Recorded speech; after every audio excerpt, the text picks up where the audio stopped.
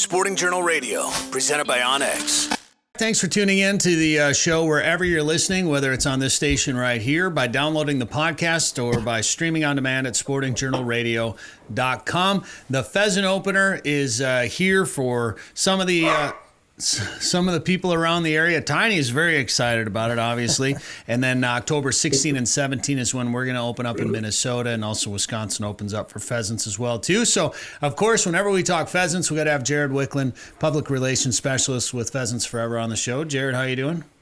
Hey, Brett. Great. Thanks for having me on. It's been a fast start to the fall, and we're getting close to the favorite time of year for upland hunters, which is a great thing. Now, hunting season has been open in some sort of another or another. Some form of hunting seasons have been open somewhere, and of course, we've been taking advantage of it. So have you, and I'm real jealous about one hunt you went on. You went elk hunting recently. Yeah, I went on a western elk hunt with my father, and I think if COVID taught us anything, or taught me personally anything, it's that you just can't wait to do those types of trips, because you just don't know if you're going to be here tomorrow. So my dad and I are just real good hunting buddies. We have been. He's the one that mentored me as a kid, and we went out west, and he shot a beautiful, beautiful bull elk, a very large one. And I ended up taking a cow elk at about 125 yards through dark timber, and turned out to be awesome. Came home. I've shot a few geese, and shot a nice limit of rough grouse this past weekend on an anniversary trip up the North Shore. So yeah, it's been a incredible start to the season, and doing it with loved ones, I think makes it all the more special. Yeah, absolutely. How was grouse hunting? Did you were able to see them? A lot of leaves are still on the trees up there? Yeah, there's still a lot of leaves, and I was kind of going between my pointer and the lab, and the pointer sort of won out, especially for early season, to give you an idea that the bird is there. And obviously the lab's got an easy tell to her. Like I know when she's on a bird, and she goes in and flushes it. But yeah, it's just having a pointer early season, I think, makes all the difference. And I really like hunting with the flusher as we get later in the season. She works 20 yards and in, and that's plenty close for getting grouse once the leaves are down. So it worked out well. They both did great. They both got in the birds and both got to retrieve a little bit. And yeah, it was a wonderful time on the North Shore. The leaves haven't quite peaked yet, though. Still a lot of leaves up, and not as much color as I actually thought there was going to be. So that was kind of interesting. I'll tell you what, man, I love my labs, but the more time I spend chasing upland birds around, the more I want to get a pointer, Jared. Yeah. I was my first bird dog, Dakota, who you hunted with before she passed away from cancer. I've always loved hunting with labs, and Luna, who I have now, is great. But Jackson I got from my father when they moved down to Tucson, Arizona, and he just didn't have enough time to dedicate. And he's been a real godsend for my upland hunting efforts. I haven't put much. He's kind of just natural talent. Haven't put much time and effort into him, but he holds point pretty good. He's a heck of a retriever for being an English pointer, which some people can't claim. And it's been a great season thus far, and the pointer has been a big part of it. Well, obviously I do a lot of duck hunting, and George Lyle, right? I do have run-ins, right? Yeah, so we hunted with George last weekend, and he's got that English Cocker Spaniel Mini, which I always thought it was Mini, like M-I-N-I, because it was tiny. Mm-hmm. Like I thought that's why I called her Mini. No, it was M-I-N-N-I-E, so I spelled her name wrong. Minnie Mouse. Right, spelled her name wrong on social media, but tiny little dog. And I've seen, we both know a few people that have those for pheasant hunting, and I've seen those dogs. They're amazing. Yep. But it was fun to watch her go retrieve teal in the water too. Oh yeah, there we go, right there. There it is. Right there. But yeah, so that's kind of fun, and I don't know, like every year I say I want to add a pointer to the mix, and then I just end up with labs. So we'll see. Oh, maybe one of these years have changed your mind. I've always thought about when the English pointer goes away. I've kind of looked at small Moonsterlanders a little bit. I've thought about Droughts. I'm kind of looking for maybe something a little different. I'd like to get a pointer. I really like the pointer lab mix, and I think you would too if you got one. Absolutely. Well, let's talk pheasants. Yes, sir. The drought really affected things this year. Maybe just real quick, talk about how droughts affect pheasant numbers. Well, really, drier weather is good for pheasants to a point, and I think that's something a lot of upland hunters don't quite understand. You think there's a generalization out there when pheasants come through an easy winter, populations are going to be way up, and that's not always the case. And this year might be one of those, especially with drought. So it affects a number of different things. Number one, if it's hot, it can affect the eggs a little bit. There's not much research out there pointing to that as far as what temperature affects them, or maybe the hens come off the nest. The other one would be grass production. Height of grass, that's 16, 18 inches. You got to have it, and for good nesting purposes. But the big one is bug production. When you don't have enough moisture and you don't have enough, grass growth or habitat growth, it affects bug production. And what those chicks eat for their first couple months of life is 100% soft-bodied insects. And if you don't have that, it can be a very disastrous situation for pheasant broods. So that's kind of what we're looking at this year. And then you've also got the roadside counts as well, which, they're done in August, where there's typically dew on the landscape, and DNR volunteers are driving routes and counting pheasants and their broods and flushing them to see how many are there. But when we have dry weather like we did this year, we had dry, smoky weather in August. The roadside counts were down, but the DNR did say in there, and I would agree with them, that it might not tell the whole tale of what the pheasant abundance really is on the landscape, due to the fact that those birds didn't need to come out to roadsides as much without as any dew that we had. So that it'll be an interesting year, because I've heard mixed results from people. I've had a buddy who farms 1,000 acres down in Southwest Minnesota saying he's seen oodles. That's the word he used. Oodles of pheasants. And I've had other people that have, hunted or done the roadside counts, where the count that they submitted, they went back and did it a couple days later, and they saw, 20, 30 more birds per route. So it's hard to say. And then lastly, I'll point out is that there was evidence from the DNR. Tim Lyons was telling me on a call that we tried to have earlier today, that they had evidence of hens nesting in the end of August, early September. And I guess I would see evidence of that around my house for a brood that my wife showed me a picture of the other day, or a video. They weren't colored out yet. They weren't fully mature. And that could be a saving grace for pheasant hunters here in the fall of 2021. Yeah, I definitely saw more broods later than I did earlier this year. So hopefully they had a little more nest success later in the year. Obviously the egg numbers go down when they do that, but lots of, I've been hearing a lot of crowing and a lot of roosters in the morning. So that could mean a couple of things. Of course, it could mean for some tougher hunting too, because some of those might be adult birds that have made it through and have played the game once or twice already.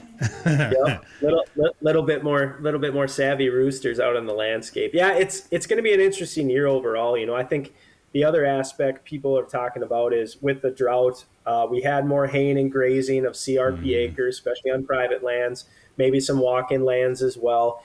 So these honey holes that people have gone to in the past, they might be totally gone. They might be partially gone. It's hard to say, but I think early season, you're going to see all of the hunters that come out, especially for the first 3 weekends of the season, are going to be combined into kind of a little bit smaller areas.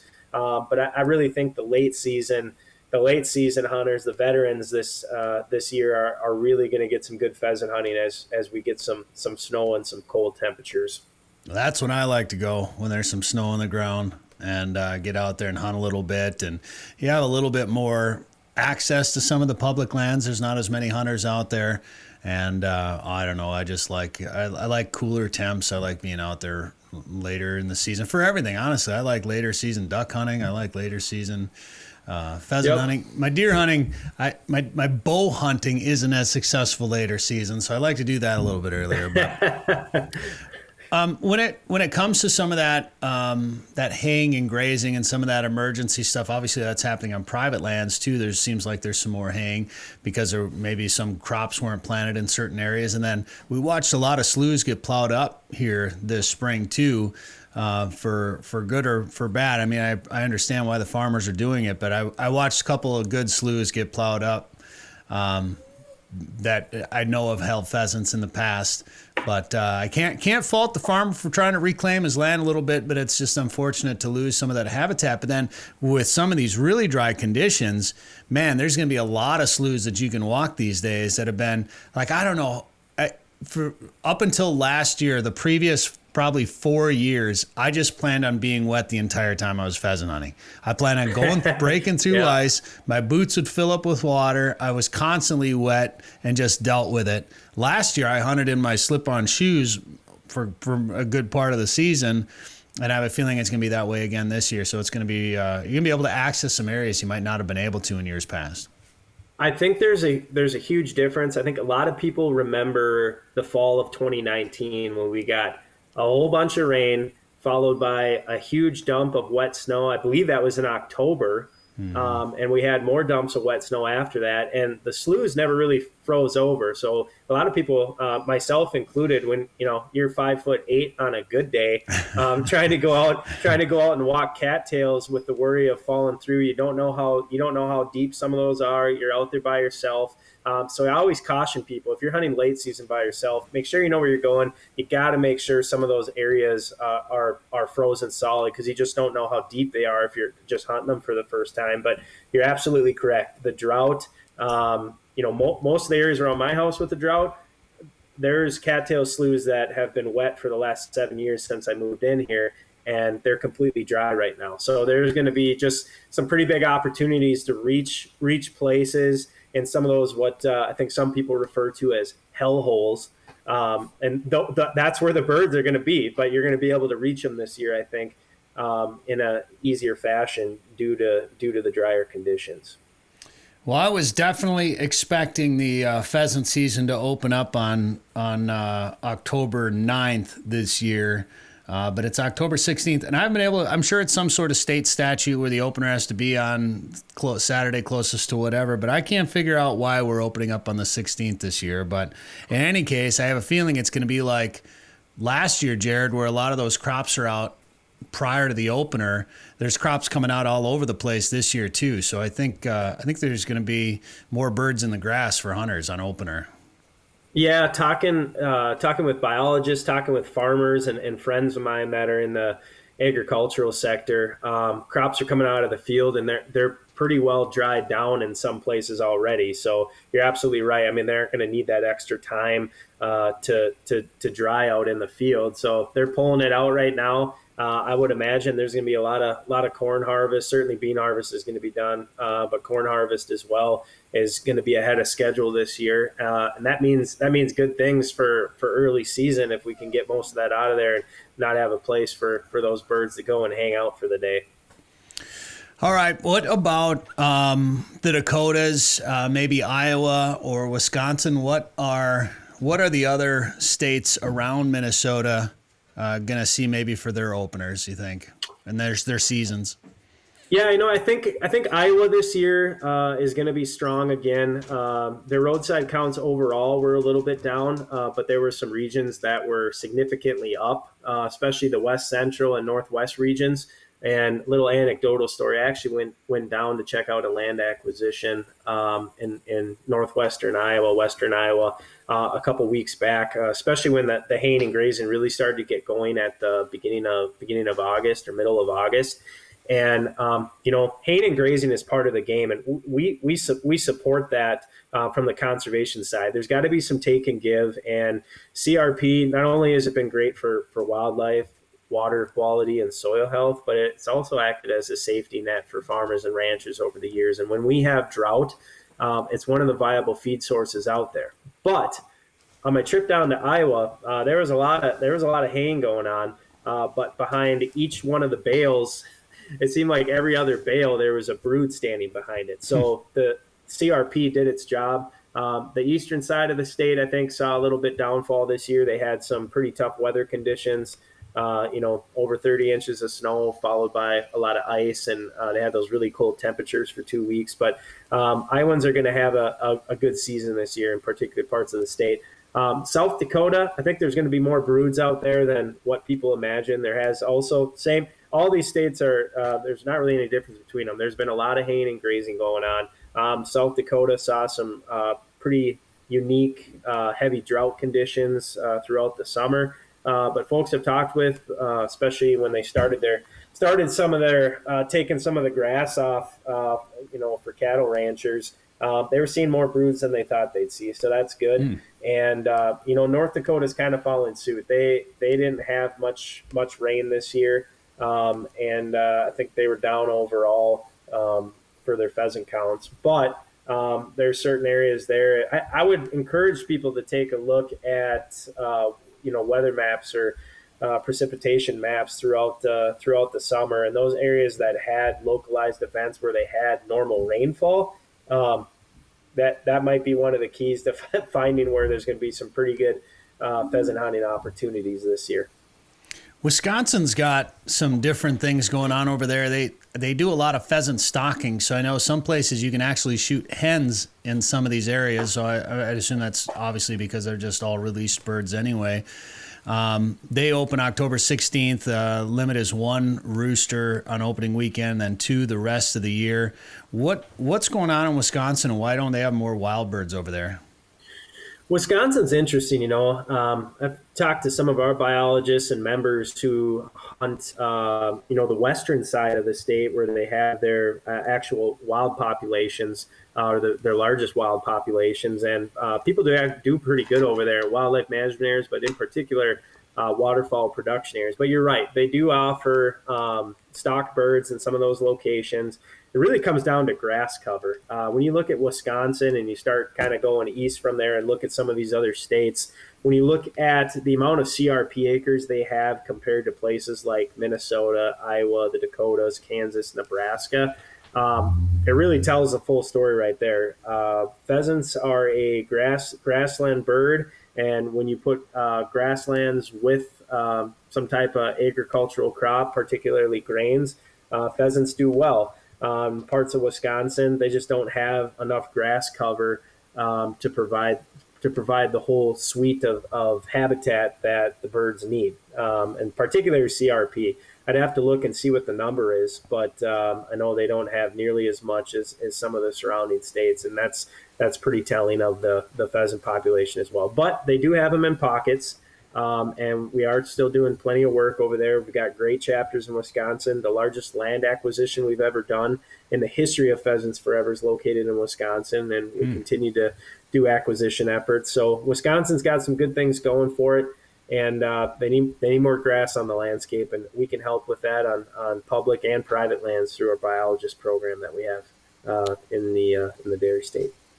When you talk about hunter numbers and you hear about declining license sales and this and that, one of the biggest issues, I think, or when you ask somebody, why aren't you a hunter, or why don't you go, one answer I hear a lot is access and access to places to hunt.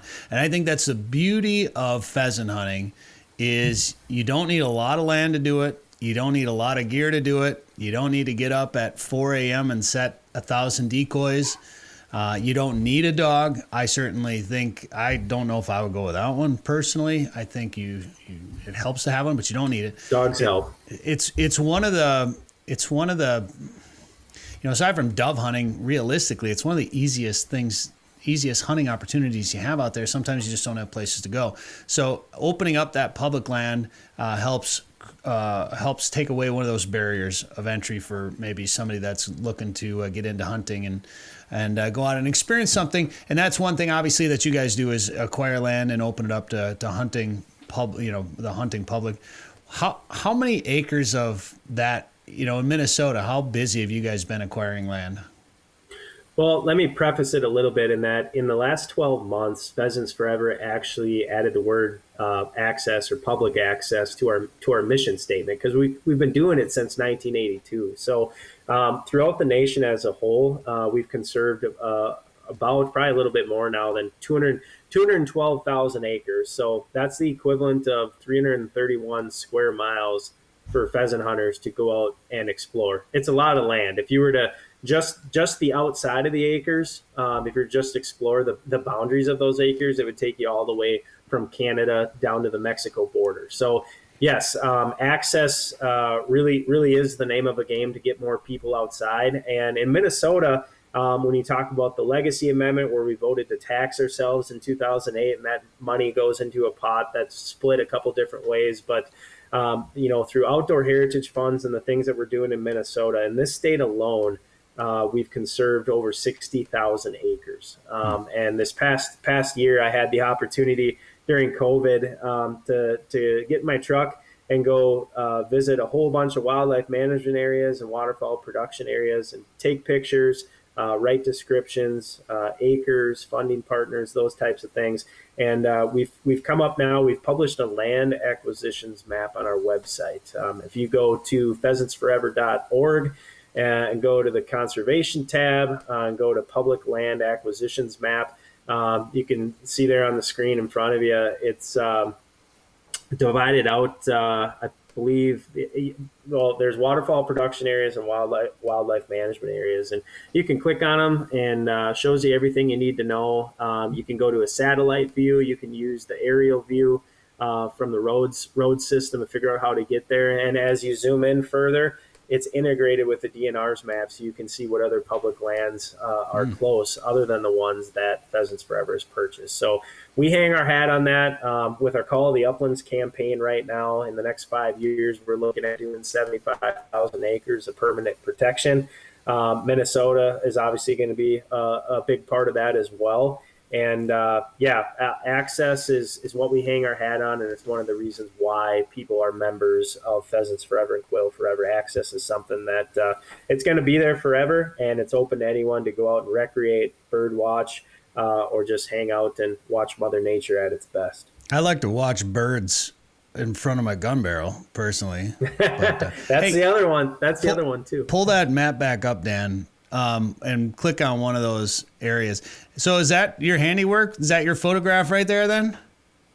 That might not be mine personally. We did have some in the bank already, but went out, and if you go kind of down by the Mankato area or straight out 55, I took a lot of those photos. But all of the descriptions on there is a little bit of my handiwork. So.